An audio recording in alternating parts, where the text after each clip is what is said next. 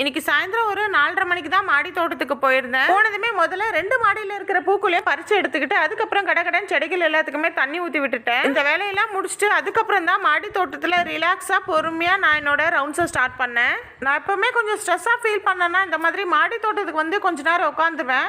அங்கே வந்தால் எனக்கு எதை பற்றியுமே யோசிக்க தோணாது. இந்த பூக்களையும் செடிகளையும் பார்க்கும்போது என்னோட முழு கவனமும் அந்த செடிகள் மேலே தான் இருக்கும்.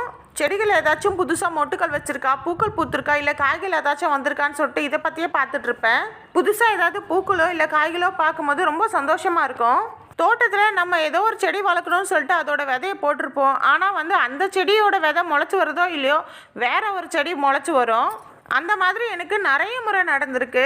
கோழி கொண்ட செடி வச்சிருந்த ஒரு தொட்டியில கொடி பசல தானா முளைச்சு வந்திருக்கு. ஆனா நான் விதை போட்ட தொட்டியில அந்த அளவுக்கு செடியோட வளர்ச்சி ஒன்றும் பெருசா இல்லை. இதுல கடகடான்னு வளர்ந்துருச்சு. அந்த செடியை வேற ஒரு தொட்டியில மாத்திட்டு பறிச்ச பூக்களை எடுத்துட்டு கீழே கிளம்பி வந்துட்டேன்.